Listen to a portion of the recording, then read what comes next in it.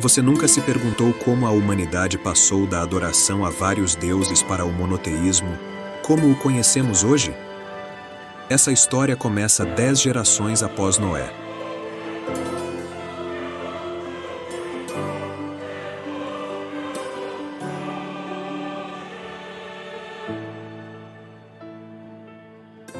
O Midrash conta que muitas pessoas no mundo adoravam ídolos. Serviam ao sol, à lua e a muitas espécies de falsas divindades. O pai de Abraão, Terak, era um homem muito ocupado.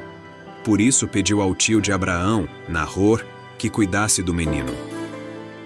A casa de Nahor, assim como a de muitos, estava cheia de imagens. Nahor ensinou Abraão a curvar-se perante os deuses e disse a ele que Nimrod, o rei, era um deus, mais poderoso que todos os outros deuses. Como uma pessoa pode ser um deus, tio? Perguntou Abraão. Fica quieto, menino. Não deve falar assim, respondeu Nahor. Se Nimrod te ouvir, se vingará de você. Ouve o que lhe digo. O pequeno Abraão não estava satisfeito. Ninguém respondia satisfatoriamente às suas perguntas. Quem havia criado o mundo? Talvez o sol fosse um deus, pensou, pois era tão poderoso, iluminava o mundo e fazia crescer as plantas. Seria a lua, então, um deus? Não. Tanto o sol como a lua agiam como servos que obedecem a ordens. Porém, a quem obedeciam? Abraão tinha apenas 3 anos quando fez todas estas perguntas. Abraão disse a seu tio e a seu pai que não se curvaria perante as imagens. Mas, mesmo crescido, seu pai continuou obrigando Abraão a vender ídolos. Certa vez, Terak deu-lhe um saco cheio de ídolos e lhe disse: vá e venda-os no mercado. Abraão levou consigo um martelo. Quando um cliente se aproximava e lhe pedia um ídolo, Abraão batia na cabeça da imagem com o martelo. Você quer ficar com este? Em seguida, dava um golpe na cabeça do próximo. Ou prefere este? E as pessoas desistiam da compra. Certo dia, Abraão pediu à sua mãe que fizesse comida para os ídolos. Ele passou o dia todo ao seu lado para ver se iriam comer. Obviamente, nada aconteceu. Então Terak, seu pai, voltou de viagem. Ele ouviu um barulho dentro de casa e correu.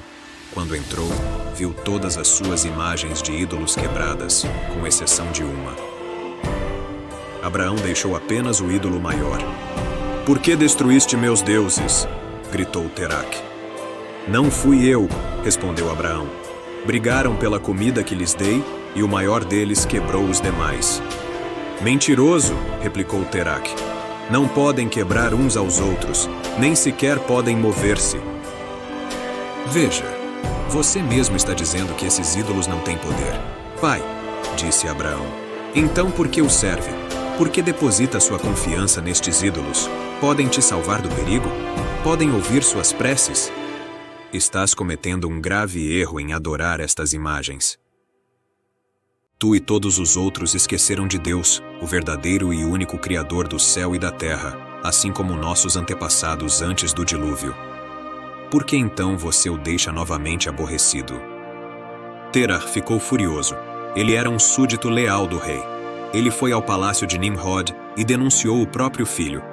Deves julgar meu filho Abraão por se revoltar contra os deuses. Nimrod mandou seus soldados prenderem Abraão e trazê-lo ao palácio. Ele perguntou a Abraão com severidade: por que você quebrou os ídolos do seu pai? Não fui eu, respondeu Abraão. O maior quebrou os demais. Você realmente pensa que vou acreditar em tais histórias? Sei que os deuses não podem quebrar uns aos outros. Eles não se mexem. Então por que os adora? Por que não serve ao Deus que governa o mundo? Você age como um tolo quando deveria mostrar o caminho certo para todos. Em vez disso, tu e teus servos fazem com que as pessoas pequem. Não sabes que por causa de pecados como os seus, Deus mandou o dilúvio para nossos antepassados? Chega! Gritou Nimrod. Para a prisão com ele! Abraão foi lançado na prisão e mantido lá por 10 anos. Depois de 10 anos difíceis, Abraão foi novamente trazido à presença de Nimrod, que ainda esperava convencê-lo a se curvar aos ídolos. Agora vais te prostrar aos deuses? Perguntou o rei para Abraão. Só me curvo perante o Criador do mundo, respondeu Abraão. Eu sou o Criador, afirmou Nimrod com orgulho. Podes ordenar ao sol para nascer a oeste e se pôr a leste? Perguntou-lhe Abraão. Então acreditarei que você é o Criador. Nimrod se virou para os sábios à sua volta e perguntou: Que castigo merece este homem? Julguem-no. Todos responderam: O homem que despreza o rei e seus deuses deve ser queimado.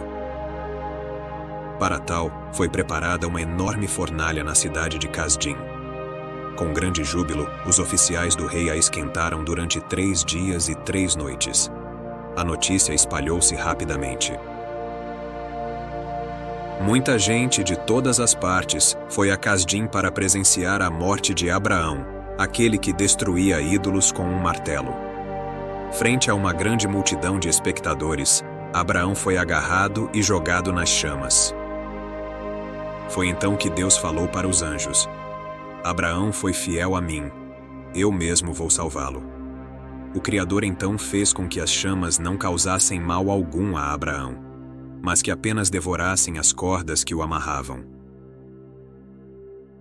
Para a multidão que observava o acontecimento, tudo parecia correr conforme o planejado. As chamas da fornalha subiam ao céu. Era um fim apropriado para um traidor dos deuses, murmurava o povo. Logo, nada sobraria dele a não ser cinzas. A multidão se dispersou, mas os servos de Nimrod ficaram perto da fornalha até que as chamas terminassem seu trabalho. De repente, soltaram uma exclamação de surpresa. Os olhos se arregalaram de terror. Abraão estava milagrosamente vivo dentro da fornalha, caminhando lá dentro. As chamas haviam queimado apenas as cordas que o amarravam, mas não chamuscaram suas roupas ou o corpo. Agitados, os servos correram para informar o milagre ao rei Nimrod.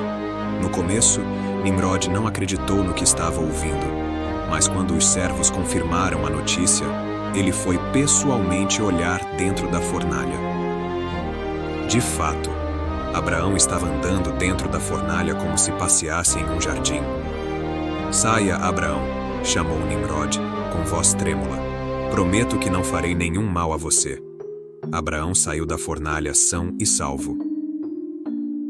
Tremendo, Nimrod e seus servos se inclinaram para Abraão. Estavam convencidos de que ele deveria ser um deus. Foi Deus, o Criador do mundo, quem me salvou, explicou Abraão. Curvem-se perante ele, não perante mim. Harã, o irmão mais novo de Abraão, estava indeciso se deveria crer em Deus ou seguir o rei Nimrod e se curvar perante os ídolos. Mas, quando Harã viu Abraão sair vivo do fogo, se converteu. Abraão e sua família se mudaram para um lugar chamado Harã. Teraque se arrependeu. Ele abandonou definitivamente a adoração aos ídolos e fez completa techuvá, ou seja, ele voltou seu coração para Deus de forma sincera. Eles então se mudaram para a terra de Canaã. E assim, segundo o Midrash, surgiu o monoteísmo, com a bravura de Abraão, o patriarca, e sua fé inabalável, legado que seria mantido por Isaac e Jacó. Mas essa já é uma outra história. Não se esqueça de se inscrever e ativar o sininho. Nosso canal não para de crescer. Já somos mais de 2.500. Um abraço fraterno e até a próxima.